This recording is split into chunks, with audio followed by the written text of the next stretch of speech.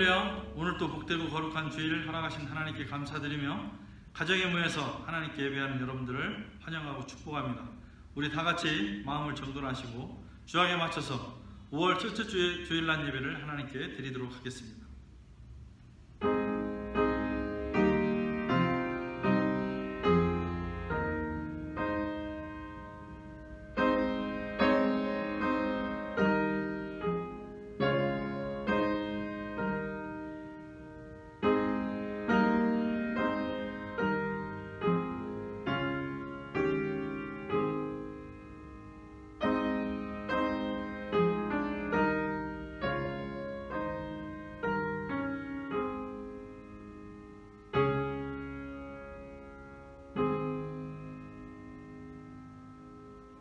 하나님이 이르시되 그가 나를 사랑한즉 내가 그를 건지리라. 그가 내 이름을 안즉 내가 그를 높이리라. 그가 내게 간구하리니 내가 그에게 응답하리라. 그들이 환난 당할 때에 내가 그와 함께하여 그를 건지고 영화롭게 하리라. 아멘. 찬송과 영광을 받으시기에 합당하신 하나님, 오늘 또 거룩하고 복된 주일을 저희들에게 허락하셔서 하나님 앞에 예배할 수 있게 하심을 진심으로 감사를 드립니다. 오늘 저희가 온 마음과 정성을 다하여 하나님께 영과 진리로 예배하기를 소원하오니 우리의 예배를 받아 주옵소서. 감사드리며 예수님의 이름으로 기도하옵나이다. 아멘. 우리 다 함께 사도신경으로 신앙 고백하시겠습니다. 전능하사 천지를 만드신 하나님 아버지를 내가 믿사오며 그 외아들 우리 주 예수 그리스도를 믿사오니 이는 성령으로 잉태하사 동정녀 마리에게 나시고 본디오 빌라도에게 고난을 받으사 십자가에 못 박혀 죽으시고 장사한 지 사흘 만에 죽은 자 가운데서 다시 살아나시며 하늘에 오르사 전능하신 하나님 우편에 앉아 계시다가 저리로서 산자와 죽은 자를 심판하러 오시리라. 성령을 믿사오며 거룩한 궁예와 성도가 서로 교통하는 것과 죄를 사하여 주시는 것과 몸이 다시 사는 것과 영원히 사는 것을 믿사옵나이다. 아멘. 우리 다 함께 찬송가 202장 부르도록 하겠습니다.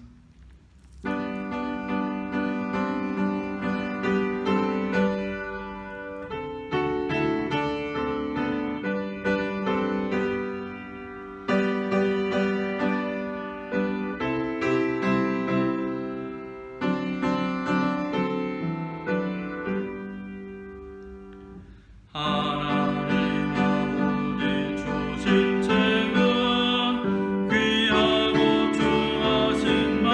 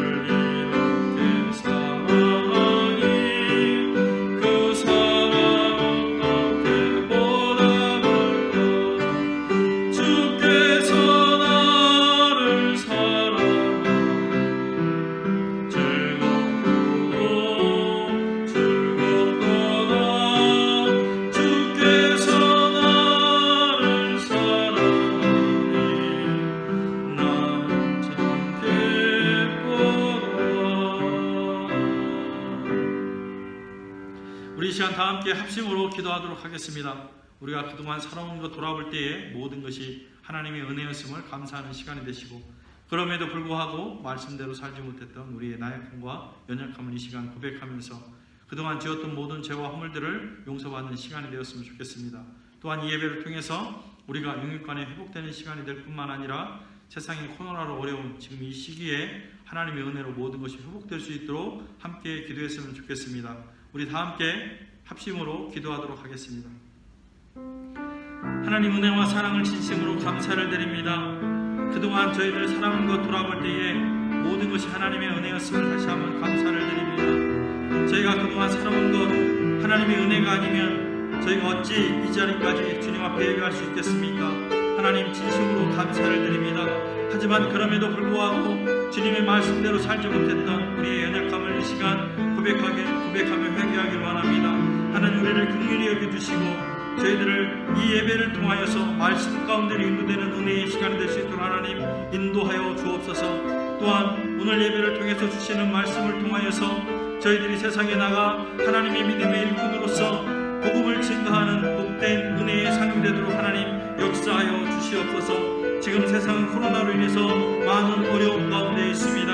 하나님, 이 코로나를 주님의 손에 있음을 우리가 다시 한번 고백하오니 하나님께서 이 코로나를 속히 걷어가 주시고 이 캐나의 어려움 당하지 아니하도록 하나님 도와주시옵소서. 무엇보다도 이 어려운 시기에 하나님의 자녀로 책임과 의무를 다하는 저희들 되도록 인도하여 주옵소서. 특별히 이 캐나의 코로나로 인해서 공황이나 어려움 당하지 아니하도록 도와주실 뿐만 아니라 코로나로 인해서 온 세상에 죽음과 고통, 불안과 두려움에 쌓여있는 모든 사람들을 주님 위로하시고 회복시켜 주시어서 다시금 일상으로 속히 회복할 수 있도록 주님 역사하여 주옵소서. 무엇보다도 이번 사태를 통해서 나의 신앙을 돌아보게 하시고 그동안 예수님의 희생과 무관하게 살아온 우리의 죄악들을 처분하는 시간이 될 뿐만 아니라 하나님의 품으로 돌아오는 복된 은혜의 시간이 될 수 있도록 하나님 역사하여 주옵소서.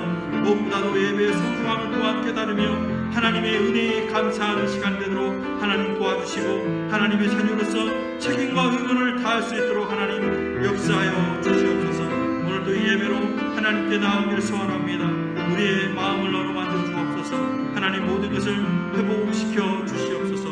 감사드리며 예수님의 이름으로 기도하옵나이다. 아멘.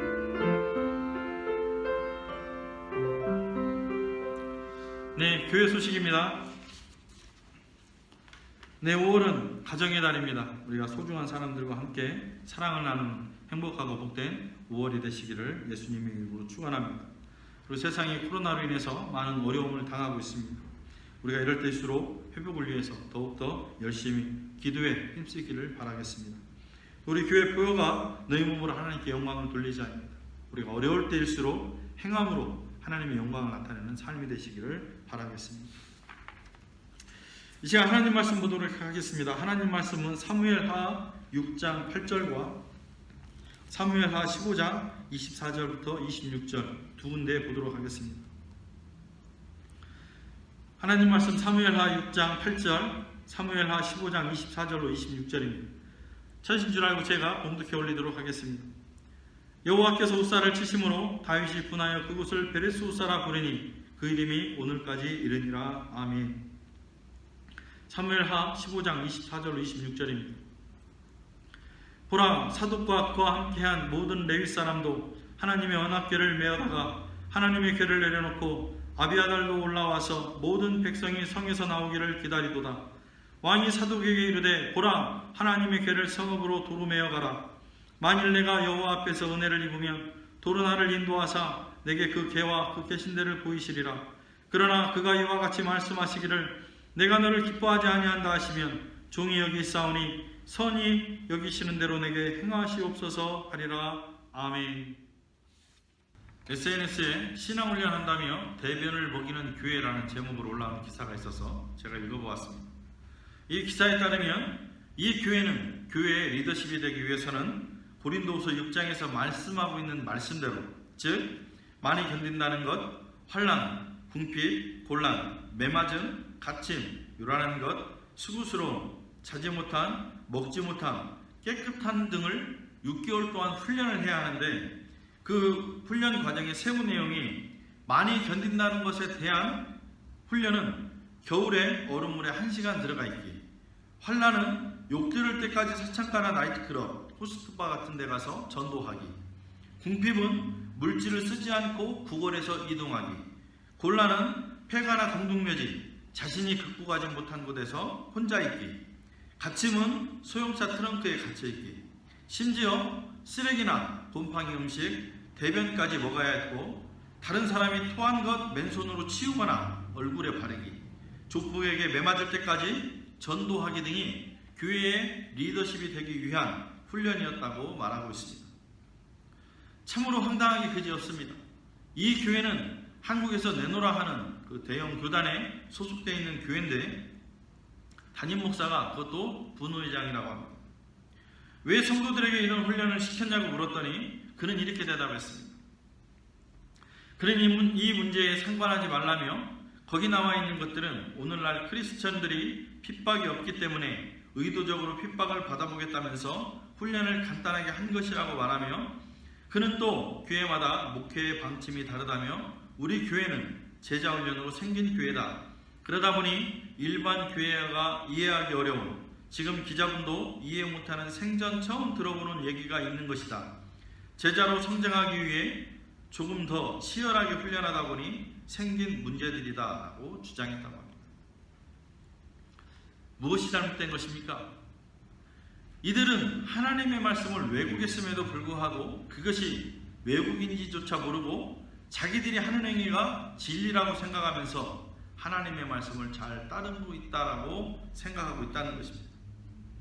지난주에 말씀드렸다시피 인간은 하나님의 말씀을 따르는 존재지 하나님의 말씀을 왜곡하는 존재가 아니라는 것입니다.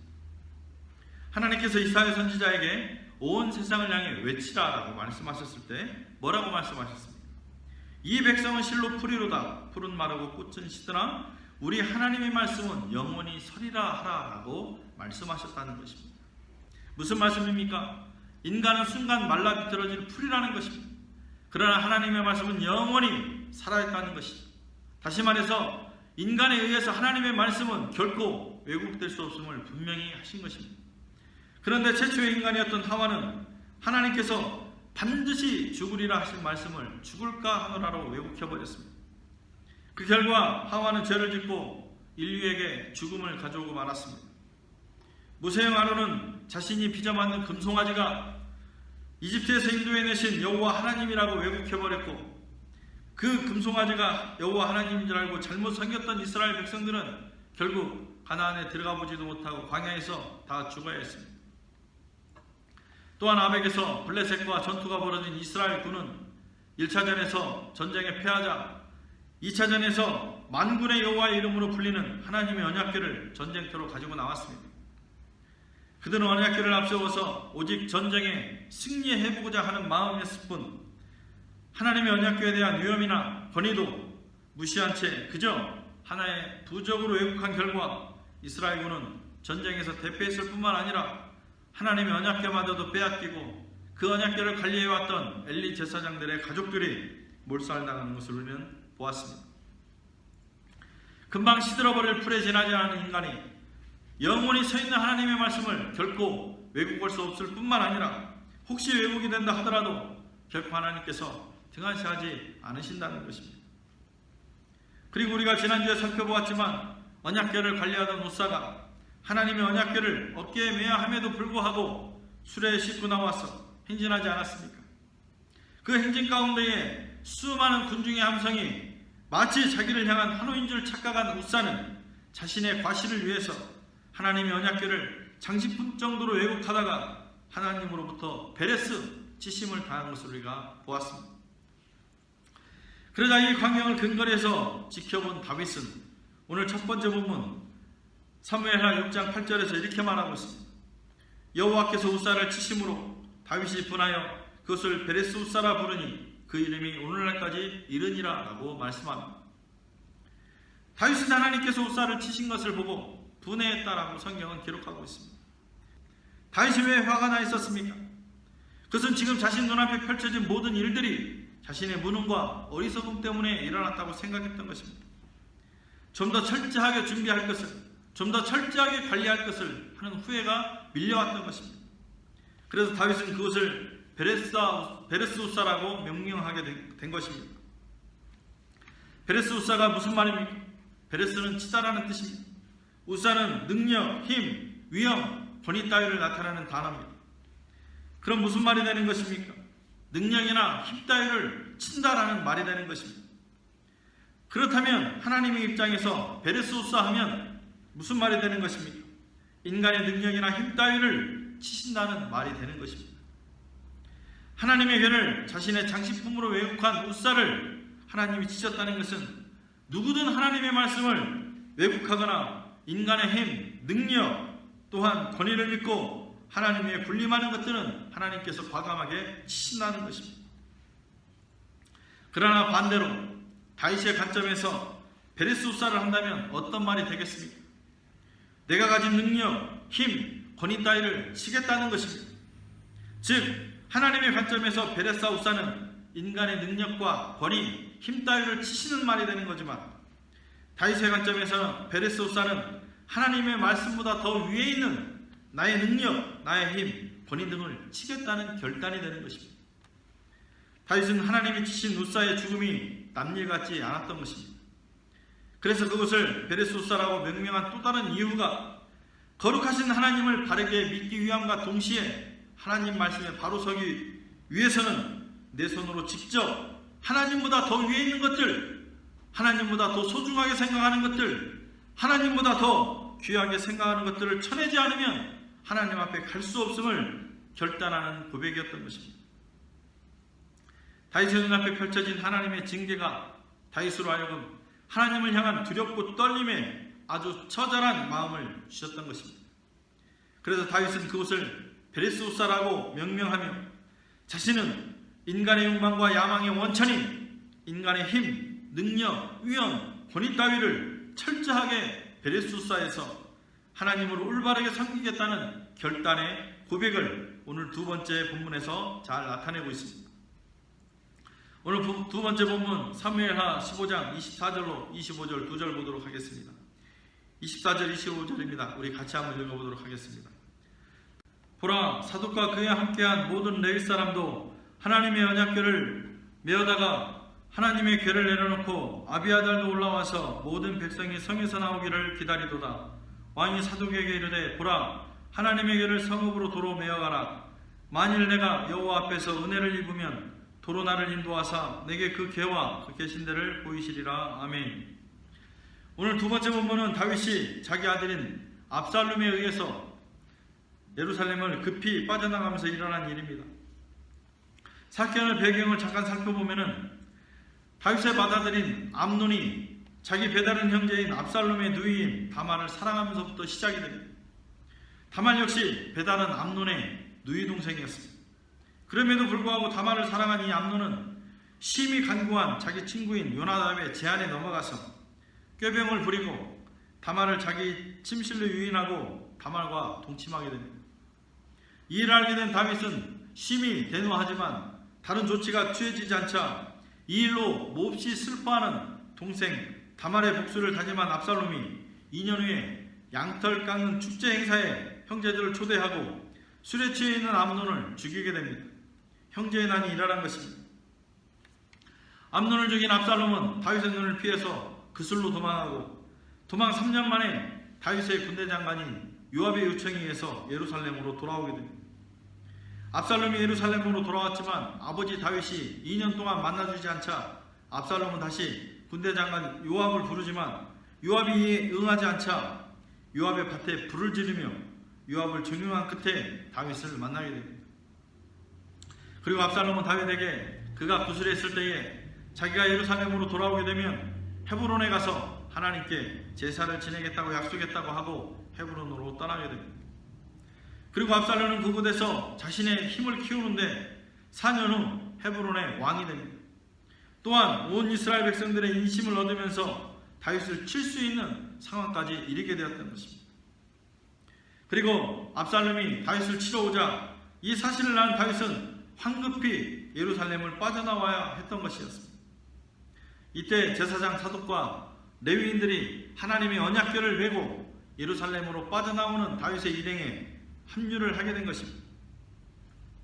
제사장 사독과 레위인들이 다윗의 독행렬에 합류한 의미가 무엇이었겠습니까?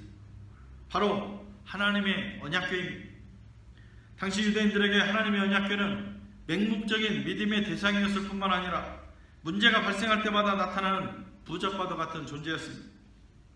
이 점을 고려한다면 사독과 레위인들은 언약궤를 보호하기 위해서 메고 나왔다기보다는 하나님의 언약궤를 빚이라는 다윗에게 둠으로 인해서 모든 상황을 다윗에게 유리하게 만들어가기 위한 충성이었던 것입니다. 다윗이 지금 어떤 상황입니까? 한 나라의 왕이 자신의 아들에게 쫓기고 있는 상황입니다. 다윗에게 이보다 더 비참하고 더 억울한 일이 또 어디에 있겠습니까?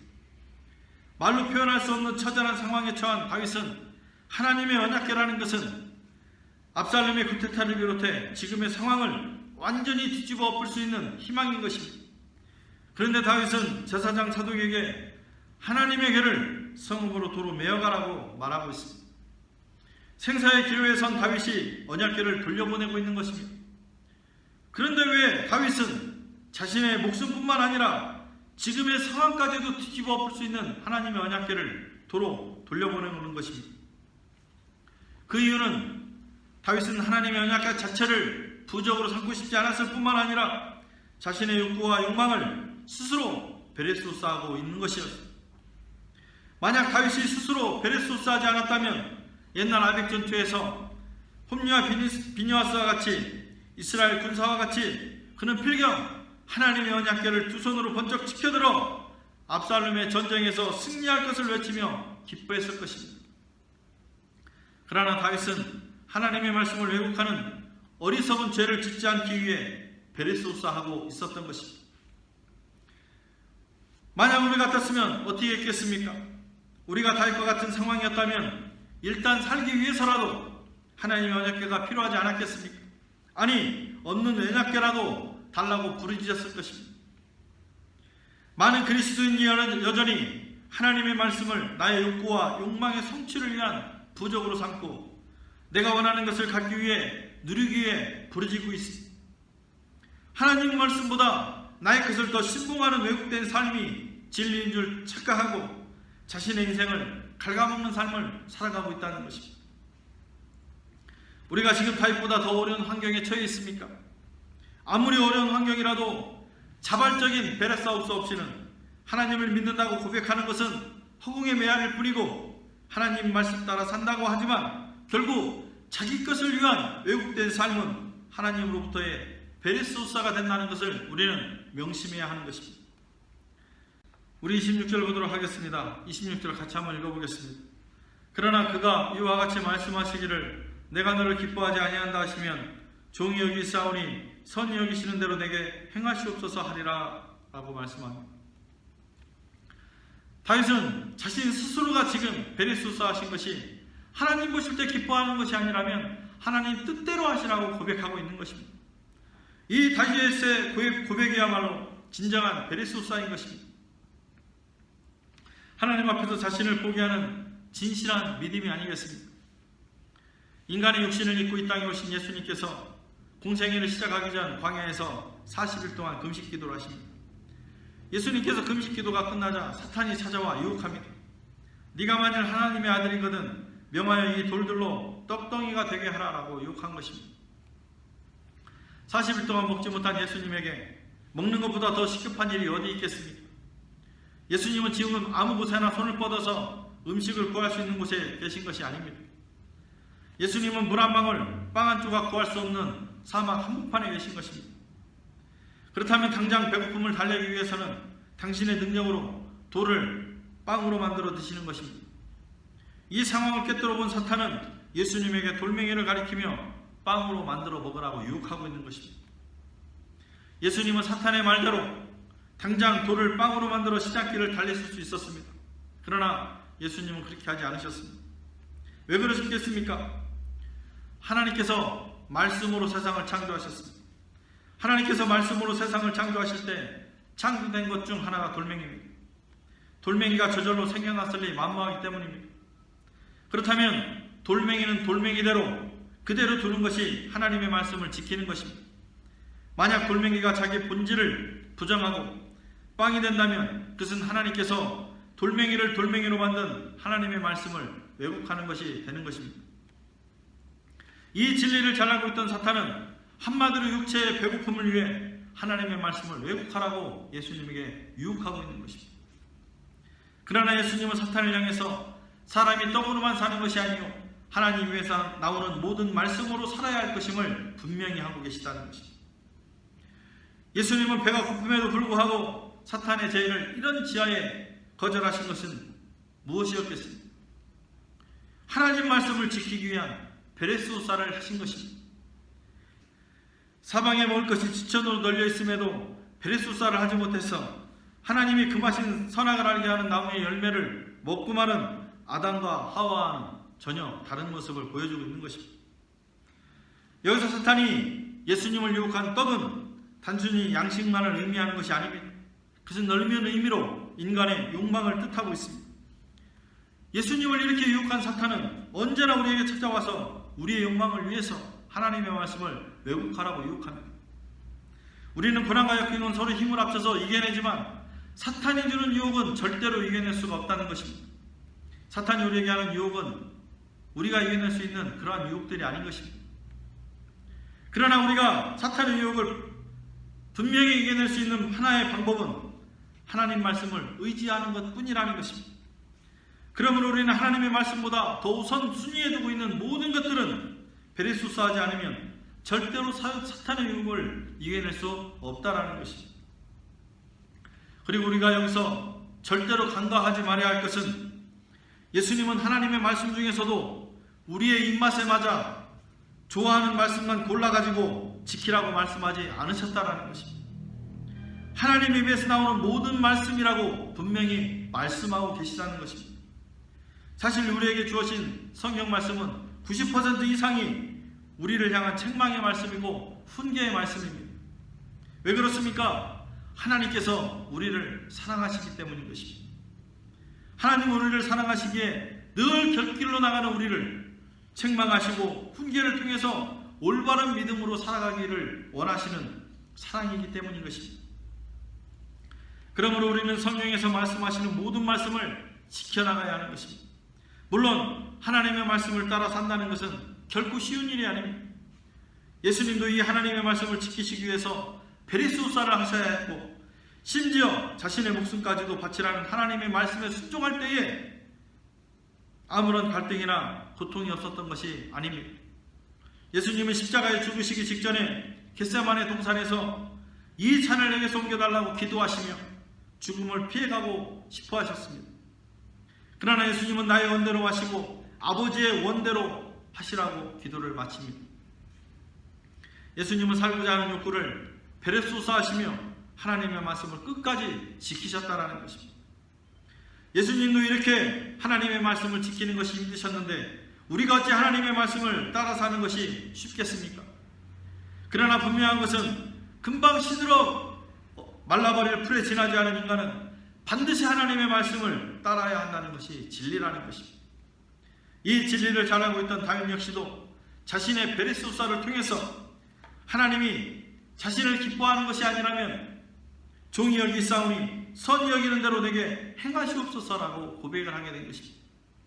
이렇게 스스로 베레스우사를 할 수 있었던 다윗은 시편 19편 9절로 11절 말씀에 이렇게 고백하고 있습니다.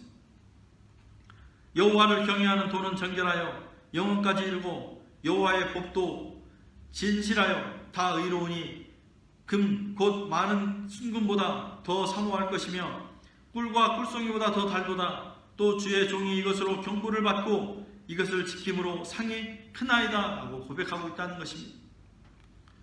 다윗은 하나님의 모든 말씀이 영원토록 살아계심을 분명히 인식하고 있다는 것입니다. 금방 말라가 비틀어질 풀에 불과한 인간의 영원하시고 진실하신 하나님의 말씀을 왜곡하는 대상이 아니라는 것입니다. 하나님의 말씀은 세상에 금은보다 더 귀하고 송이꿀보다 더 다를 뿐만 아니라 하나님 말씀을 지켜 사는 그 인생은 상이 크다라고 고백하고 있다는 것입니다. 말씀을 마치겠습니다. 사랑하는 성도 여러분, 여러분들은 지금 베레스우사 해야 할 것이 무엇입니까? 만약 내가 가지고 있는 그것이 무엇이라 한다 할지라도 하나님보다 더 위에 있고 하나님 말씀보다 더 귀하고 하나님 말씀보다 더 사랑한다면 베레스우사를 해야 하는 것입니다. 나 스스로 자발적인 베레스우사 없이는 하나님을 믿는다고 하는 그 고백은 허공의 메아리일 뿐이고 하나님 말씀을 따라 산다고 굳게 믿는 지금의 상황이 결국 하나님의 말씀을 왜곡하는 것임을 알지 못한 채 자신의 인생을 갉아먹는 어리석은 삶이 될 것입니다. 저는 오늘 우리 모두가 오늘 본문에서 다윗이 고백했던 것과 같이 하나님의 말씀은 세상의 금은 보화보다 더 귀하고 송이꿀보다 더 달 뿐만 아니라 하나님의 말씀을 지켜 사는 자가 하늘의 영원한 상급에 크신 상을 받는 것임을 고백하며 현실 속에서 체험하고 누리는 삶이 되시기를 예수님의 이름으로 축원합니다. 기도하겠습니다. 하나님, 세상을 향해 살아온 우리는 여전히 어렵고 힘들다는 이유로 어떻게든 하나님의 언약궤를 찾아서라도 나의 욕구와 욕망을 채우고자 했던 것이 현 우리의 모습이었습니다. 그러나 우리를 불쌍히 여겨주시며 베레스우사하지 않으시고 여기까지 있게 하신 것은 주님의 사랑을 깨닫게 하셔서 이제부터라도 우리의 욕구와 욕망으로 인해 하나님의 말씀을 왜곡하고 진리를 부인하는 어리석은 삶이 되지 않도록 저희를 붙잡아 주옵소서. 금방 말라 비틀어질 인생인 우리가 영원히 살아계신 하나님의 말씀을 의지하지 않고서는 살 수 없는 존재인 것을 자각하게 하시고 나 스스로 베레스우사를 통해 진리가 안에 거하는 은혜의 삶이 되도록 인도하여 주옵소서. 그럴 때 우리 케냐 한인연합교회 성도 모두가 비로소 하나님의 자녀로 책임과 의무를 다하는 믿음의 삶이 될 줄로 믿습니다. 하나님, 세상은 여전히 코로나 바이러스로 많은 어려움을 당하고 있습니다. 세상에 닥친 이 고난과 아픔, 위기와 혼란을 회복시켜 주시고 무엇보다도 이 상황을 통해 일하시는 거룩하신 하나님의 뜻을 발견케 하시고 우리의 삶의 주관자 되시는 전능하신 하나님을 더욱더 간절한 예배로 말씀으로 찬양으로 경배하는 일상이 되게 하여 주옵소서. 하나님 또한 이 시간 모든 것이 하나님의 은혜임을 감사하는 마음을 물질로 표하는 성도 한 사람을 기억하시고 저들에게 복을 내려주시되 하나님의 방법으로 채워주시는 은혜를 경험하게 하여 주시고 날마다 우리 곁에서 사랑으로 함께 하시는 예수님의 따뜻한 사랑과 하나님의 선하신 인도와 동행의 기쁨을 누리는 은혜가 있게 하여 주옵소서. 이 모든 말씀 감사드리며 예수님의 이름으로 기도하옵나이다. 아멘. 우리 다 함께 금주의 찬양 부르시고 난 이후에 축도함으로 주일날 예배를 마치도록 하겠습니다.